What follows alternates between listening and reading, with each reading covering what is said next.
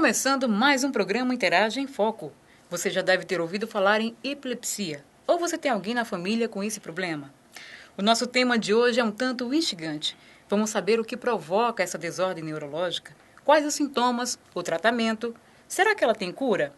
E para conversar conosco sobre este assunto, estamos com o Dr. Luiz Edmundo, professor assistente em semiologia médica e neurologia pelo curso de medicina da UFC Sobral. Tudo bem, doutor? Tudo bom. Seja bem-vindo ao nosso programa. Obrigado. Minha primeira pergunta: como se pode definir a epilepsia? Bom, epilepsia é um termo bem antigo, já data da época de Hipócrates, 400 anos antes de Cristo, ou seja, tem mais de 2000 anos. E o sentido etimológico da palavra significa tomar posse, porque acreditava-se que naquela época a epilepsia estava relacionada a possessões demoníacas, a eventos sobrenaturais.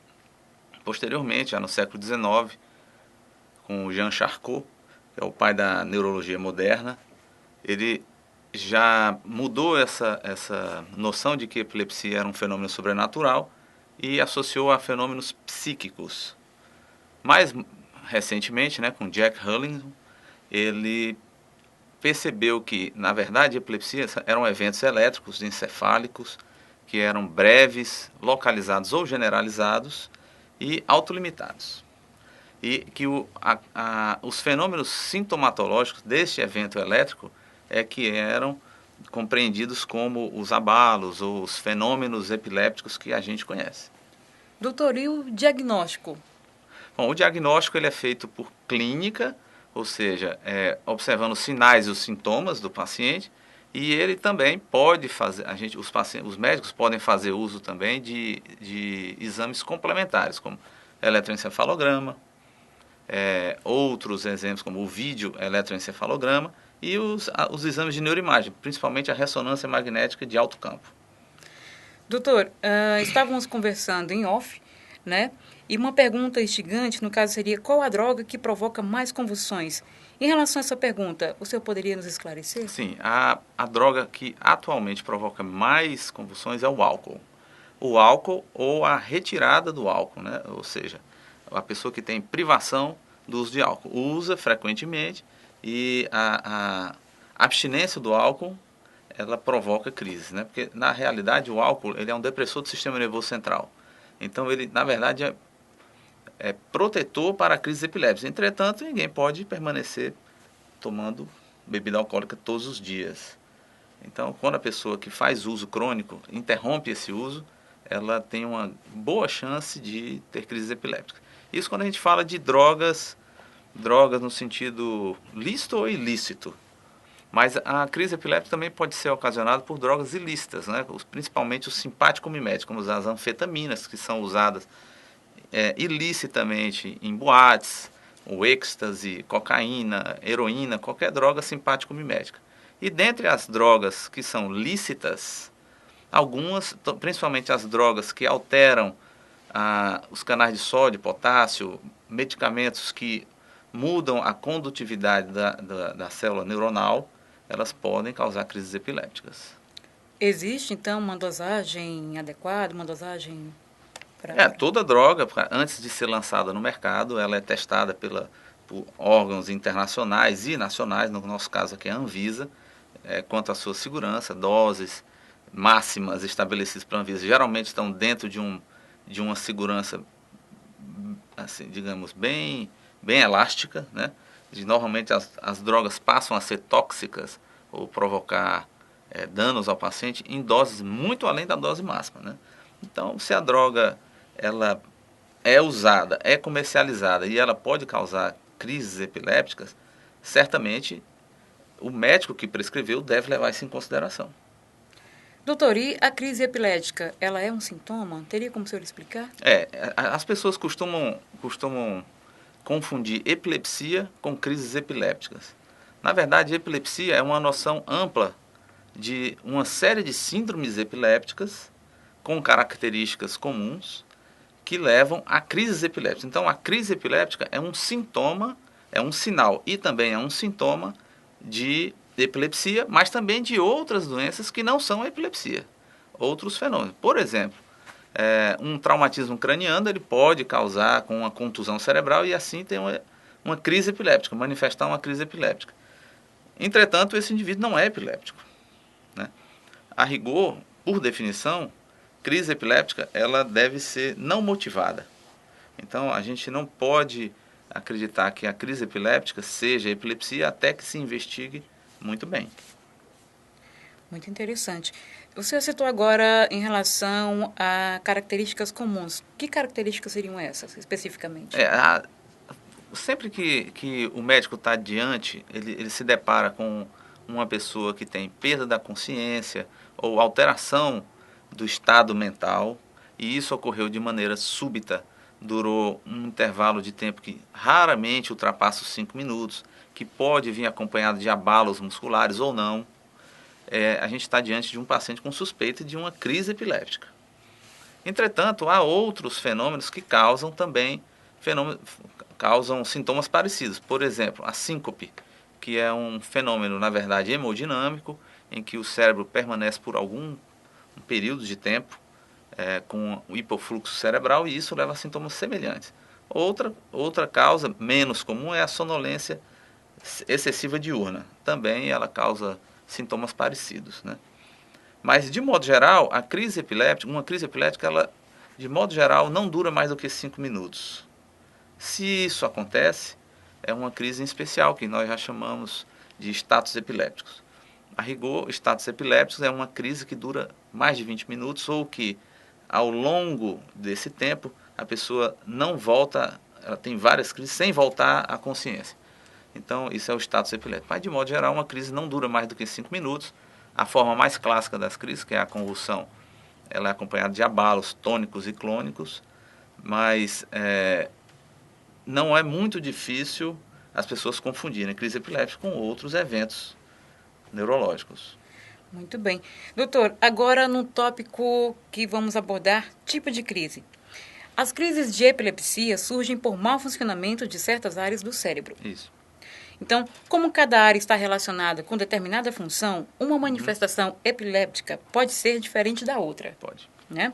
Então, qual o tipo mais frequente de crise epiléptica? O tipo mais frequente é a convulsão, que os neurologistas chamam de crise tônico-clônica generalizada.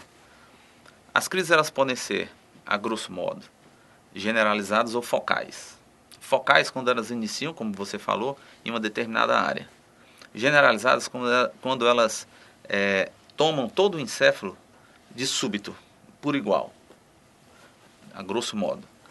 Quando elas são focais, essa regra vale. Então, digamos que ela comece na região, no lobo temporal. Então, normalmente, essas crises elas têm fenômenos relacionados ao lobo temporal.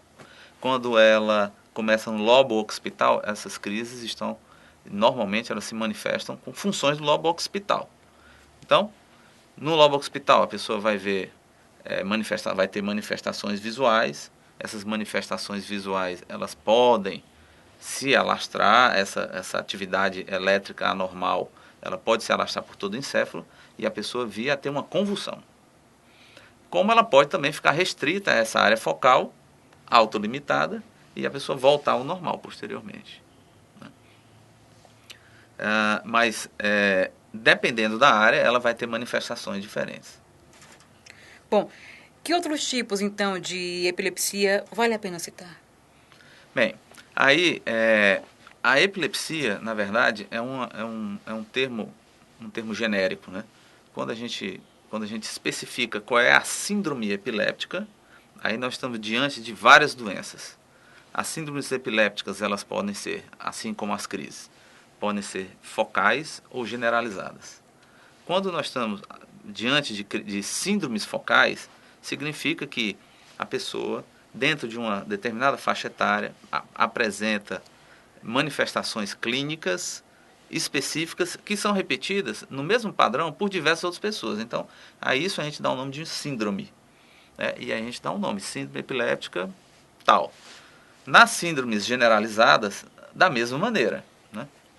Bem, dentre as síndromes, as mais comuns são as que são conhecidas popularmente como pequeno mal, né? Que ocorre na infância, geralmente crianças na idade escolar, em que a professora, às vezes, é a primeira pessoa que percebe que a criança tem algum problema, porque ela não consegue se concentrar, ou porque ela não consegue ter o mesmo rendimento de outros colegas da turma, e isso faz com que a pessoa ache que a criança é estabanada, ou esquecida, ou distraída. Muitas vezes não é isso, né? As crises de ausência, elas ocorrem muitas vezes centenas de vezes ao longo de um dia, e elas podem durar poucos segundos. Isso faz com que a criança perca informações importantes no seu aprendizado e acaba não tendo um desempenho igual às outras crianças. Isso é muito comum. Isso poderia ser caracterizado como um sintoma peculiar na criança, por exemplo? A síndrome epiléptica de ausência, que é uma síndrome benigna, ela normalmente é autolimitada. Entretanto, um quarto dessas crianças ela vai desenvolver crises generalizadas, convulsões. Bom, essas crianças, para que a gente possa dar o diagnóstico de síndrome de ausência, ela tem que ter todas essas características. Dentro da mesma faixa etária, as crises têm que ocorrer na mesma forma ou dentro de um padrão. E o eletroencefalograma tem um achado específico. Aí, quando a criança ela se enquadra dentro desses achados, a gente diz que ela tem essa síndrome. Ou seja, essa é a doença que ela tem. A epilepsia, o termo epilepsia é um termo genérico. Agora, a síndrome epiléptica de ausência é o nome da doença. Outra que vale a pena a gente lembrar são a síndrome de West, que é outra síndrome generalizada, já mais uma síndrome maligna, que caracteriza-se por espasmos. Ela ocorre em crianças mais jovens, ainda bebês, né? E geralmente ela tem uma evolução muito ruim. Muito ruim. A criança não vai ter o mesmo desenvolvimento, provavelmente vai desenvolver retardo mental e eventualmente pode evoluir para óbito. Existem várias síndromes epilépticas, tanto focais como generalizadas, tanto podem ser malignas como benignas. Eu acho oportuno a gente falar da síndrome de ausência porque ela faz diferença na vida escolar de uma criança. Muito bom. E aí, está gostando do nosso bate-papo? O programa Interage em Foco volta já com muito mais para você.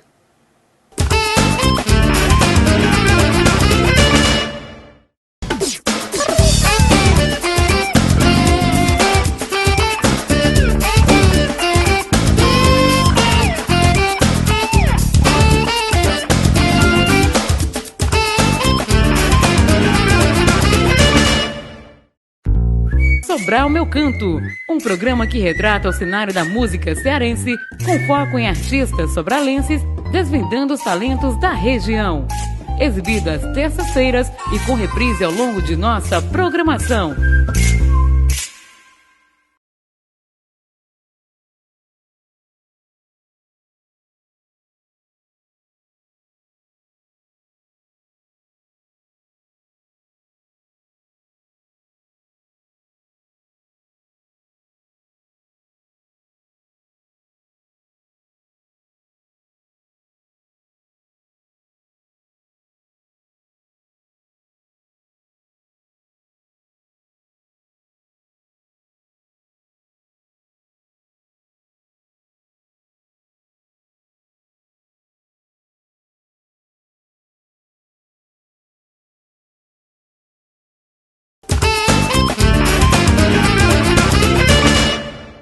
Estamos de volta com o nosso programa e dando continuidade sobre o tema em questão, que é sobre a epilepsia. Doutor, estávamos falando aqui sobre crises de ausência em criança, né? Essas crises de ausência podem aparecer também na vida adulta? Podem. A crise epiléptica de ausência pode, mas a síndrome epiléptica de ausência, assim como ela é descrita, não. Mas outras doenças, né, como a própria síndrome a síndrome mioclônica juvenil pode ter, na sua forma variante, ausência. A síndrome de West, em sua forma variante, pode ter crises de ausência. A crise é um sintoma da epilepsia. Né? Então, a crise de ausência está presente em outras síndromes epilépticas. Mas a síndrome epiléptica benigna da infância de ausência, essa daí só em crianças. Porque, por definição, é em crianças. Né? Bom, os abalos musculares que as pessoas sentem de vez em quando, sem nenhuma explicação aparente, podem ter relação com a epilepsia? Podem sim, mas existem muitas causas para abalos musculares, né? Toda pessoa, seja criança ou adulto, que tiver abalos musculares inexplicados, deve procurar um médico especialista, ou um médico generalista, que se não for capaz de resolver, encaminhará para um especialista, para investigar. Porque não só a epilepsia causa abalos, outras doenças graves também, outras doenças sérias também podem causar abalos, né? Existe um grupo de doenças na neurologia que nós chamamos de distúrbios do movimento. Elas, como o nome já diz, provocam abalos, né? Em algumas delas provocam abalos. E então todas as pessoas que possuírem abalos inexplicados, como você falou, devem procurar auxílio médico. Bom, doutor, agora em relação a características das crises. Os quadros de epilepsia têm a apresentação clínica muito variada. No entanto, haveria alguma forma de caracterizar o comportamento médio das crises epilépticas? Quanto tempo duram e o que acontece antes e depois delas? Bem, de forma geral, as crises elas têm, a grosso modo, elas têm três fases.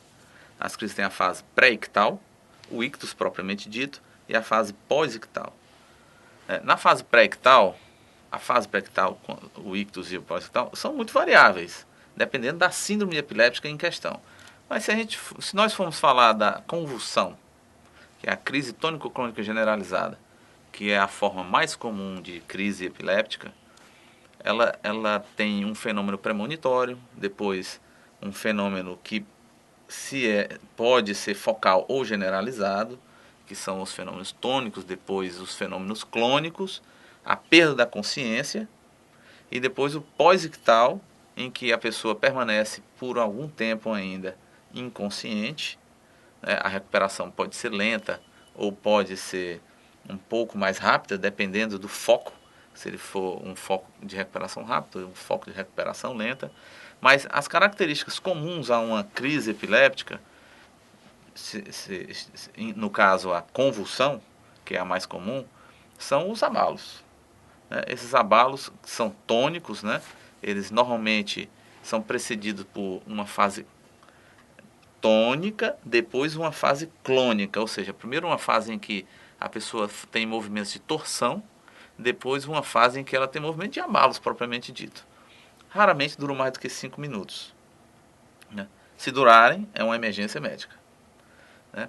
Então, a grosso modo, esses são sintomas gerais de uma crise epiléptica. Agora, em relação nos casos de epilepsia, por exemplo, nem sempre a pessoa pode evoluir para uma convulsão. Nem sempre. Né? Assim, a convulsão é um tipo de crise, né? É o tipo mais comum. Ela tanto pode estar presente nas crises, nas síndromes focais, como nas generalizadas. Mas nem sempre. Por exemplo, a gente citou o exemplo aqui de uma síndrome generalizada, que é a ausência em que não há convulsões.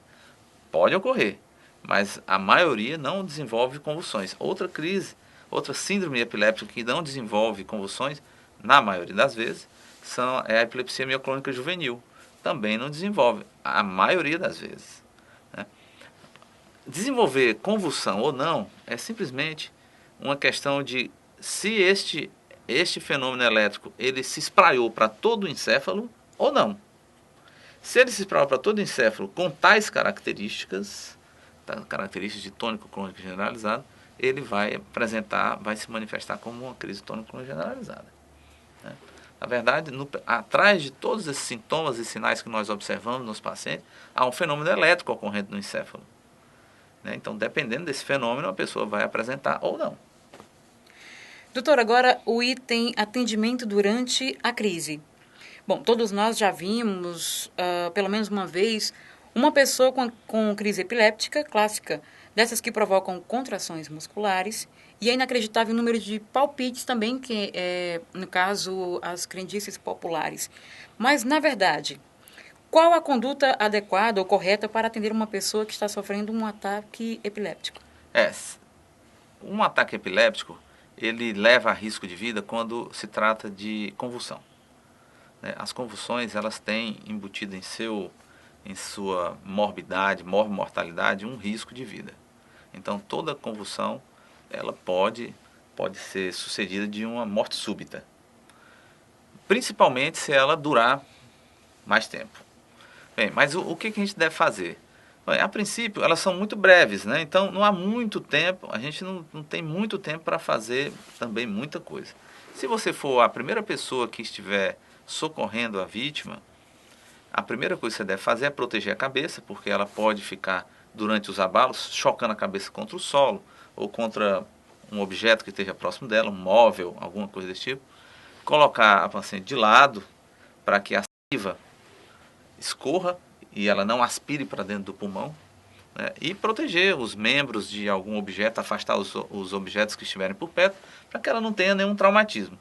De modo geral, isso dura poucos minutos, né? E a pessoa vai se acalmando, aí é a hora de você chamar o SAMU. Se você estiver sozinho. Se você estiver acompanhado, você pede para alguém chamar o SAMU. E faz esse procedimento que eu expliquei. Jamais colocar o dedo dentro da boca do paciente para desenrolar a língua. Essa é uma crendice popular, como você falou, é uma crendice popular que pode sair caro. Durante as crises tônico-clônicas, o paciente contrai com muita força a musculatura da mastigação. Então, se ele contrair com o seu dedo dentro da boca, você vai perder o dedo. E não é incomum. Né? Aí, aqui, às vezes, né, os pacientes, doutor, mas ele estava mordendo a língua, ele ia cortar a língua. Não tem problema, a língua é um dos músculos que melhor se regenera no corpo. Então, ele vai machucar a língua, vai cortar a língua, vai sangrar pela boca. Não tem problema. Depois cicatriza. Se for preciso, é sutura e tudo. Isso vai durar poucos minutos. Agora, colocar o dedo dentro da boca é um erro grave.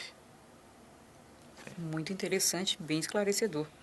Doutor, reação pós-crise. Passada a crise, como reagem as pessoas? Bem, de modo geral, existem duas maneiras de recuperação no período pós-ictal. A recuperação rápida e a recuperação lenta. A grosso modo, quando a crise ela tem um foco temporal, a recuperação é lenta. Dor de cabeça, confusão mental, afasia. Afasia é a dificuldade de se comunicar, sonolência, não reconhecimento de pessoas conhecidas, de familiares. Sequelas, por exemplo? Não, isso ainda é o fenômeno elétrico ocorrendo dentro do cérebro. Depois de uma crise epiléptica, obviamente que o cérebro tem mecanismos de defesa para essas descargas epilépticas focais e generalizadas. Então, o cérebro, depois de uma crise epiléptica, ele lança mão de mecanismos de supressão da atividade epiléptica. E esse mecanismo de supressão causa supressão da atividade elétrica naquela região. Então, a pessoa fica atordoada, às vezes tem dor de cabeça, às vezes sente muita dor no corpo por causa das contrações bruscas e vigorosas, às vezes tem dor na boca, na língua, porque mordeu, porque se bateu, porque caiu. Né? Então, esses são fenômenos comuns. Já quando é uma crise com recuperação rápida, a recuperação pode ser tão rápida a ponto dele nem notar nada, nem perceber nada. Ser rápido e dali sair para jogar bola. E a sonolência, que se segue à crise epiléptica, costuma durar quanto tempo? Bem, dependendo da intensidade da crise, dependendo da duração da crise, ela pode durar até horas. Né? A pessoa, depois de uma crise, ela retorna à consciência. Agora, esse retorno pode ser parcial ou completo. Né? Dependendo da intensidade, da gravidade, da etiologia da crise, ela pode durar horas. Mas normalmente dura alguns dezenas de minutos, não horas. E se a crise não passar em poucos minutos? Se a crise não... Bom, por definição, nós teríamos um status epiléptico, que é o estado de mal epiléptico. Isso sim, é uma emergência médica com mortalidade alta e esses pacientes têm que ser levados para um hospital para fazer medicação endovenosa. Bem, de modo geral, as descrições na literatura são crises que duram mais de 20 minutos. Só que 20 minutos é muito tempo e você não vai esperar 20 minutos para saber se isso é um estado epiléptico. Se durou mais de 5 minutos, a conduta é levar ao hospital. Levar ao hospital e apresentar como estados epilépticos. Doutor, tratamento. Um episódio único de crise epiléptica não caracteriza a epilepsia, Não. Como já foi citado. Mas feito o diagnóstico, como deve ser encaminhado o tratamento? Bem, quando é feito o diagnóstico sindrômico, ou seja, você já sabe qual é a doença do paciente, você já ultrapassou a barreira de um diagnóstico de epilepsia, ou seja, eu sei que ele tem epilepsia e eu sei qual é a síndrome epiléptica que ele tem. Então, eu vou fazer de acordo com aquela síndrome epiléptica. Já existe definição para cada, já existe uma definição, um consenso internacional para tratamento das epilepsias, de acordo com a sua etiologia. Então, você vai seguir esses protocolos internacionais e nacionais, né, que seguem os protocolos internacionais e tratar de acordo. Né? Essa maneira varia com a síndrome epiléptica. Doutor, acredito que talvez algum paciente ou até mesmo algum curioso já chegou para o senhor a perguntar se a epilepsia é uma doença contagiosa, por exemplo? Não é. Não é uma doença contagiosa. A baba ou a saliva que escorre do paciente não transmite a doença, que essa é uma pergunta frequente no consultório. Doutor, ele babou e eu peguei na baba. Não tem problema, ali é só saliva. E ele saliva porque existe um fenômeno autonômico que a pessoa saliva mais mesmo durante uma crise e ela não consegue engolir, porque ela está inconsciente. Então, a saliva tende a sair da boca. Né? Isso não é. Mas olha só, se a gente pensar sob o ponto de vista de transmissão genética, hereditária, aí existe sim essa possibilidade. E era a minha próxima pergunta, se o pai tem epilepsia, o filho terá também? Não necessariamente, mas se um pai tem epilepsia, ou seja, uma síndrome epiléptica cunho genético, ele poderá ou não transmitir essas características para os filhos. Mas não necessariamente. Isso vai variar de síndrome epiléptica de uma para outra. Qual o objetivo do tratamento, já que a epilepsia não tem cura? Não tem cura. Ela não tem cura, entre aspas. A crise epiléptica, ela é o sintoma da epilepsia. E a síndrome epiléptica é a doença propriamente dita. Bem, os medicamentos que estão disponíveis hoje em dia, eles não curam a doença porque eles são sintomáticos. Você toma para o resto da vida ou por um determinado tempo para evitar futuras crises. Entende? Então, eles não são um tratamento. Agora, o que se espera é que em alguns casos, a doença seja autolimitada, ela desapareça, porque isso ocorre em algumas síndromes epilépticas, como a ausência, por exemplo, como a síndrome mioclônica juvenil, ela desaparece, ou quando a neuroplasticidade é suficiente para corrigir aqueles circuitos aberrantes. Aqueles circuitos que estão provocando curtos circuitos dentro do encéfalo. Se você mantiver a pessoa sem crise durante anos, 2 anos, 5 anos, a gente consegue com que a gente espera, né, que a neuroplasticidade corrija esses circuitos e a pessoa pode ficar sem o medicamento pro resto da vida. E os pacientes aceitam bem essa medicação? Aceitam. De modo geral, se eles forem bem orientados, eles não vão ter problema com a medicação. O que ocorre, na maioria das vezes, é a falta de comunicação entre o médico e o paciente em explicar os sintomas que poderão ocorrer, a maneira como ele deverá usar, e essa comunicação é essencial em epilepsia, porque o paciente tem que tomar regularmente, rigorosamente. Se ele não tomar rigorosamente, esse processo elétrico aberrante no cérebro vai se perpetuar.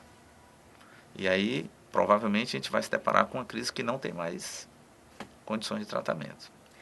Doutor, muito obrigada por sua participação no nosso programa. Chegamos ao final do nosso programa de hoje. Gostaria que o senhor deixasse um recado a todos que estão lhe assistindo neste momento.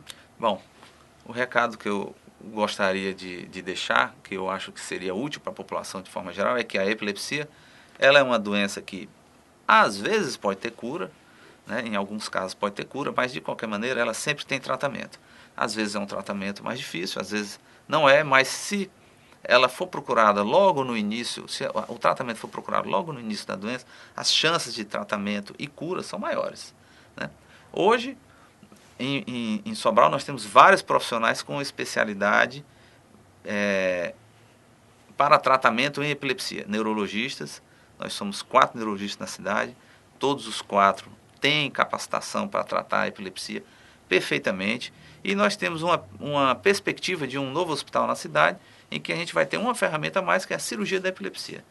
E isso deve ser um avanço muito grande para a neurologia na nossa região, porque ela vai ser pioneira no Nordeste nesse aspecto, e isso vai também resolver o problema de muitas pessoas em que a epilepsia é de difícil controle. É isso. Bom, essa foi mais uma realização da TV Interaja. Essas e muitas outras reportagens você acompanha aqui. Acesse o www.tvinteraja.com.br. Até o nosso próximo programa. Até lá.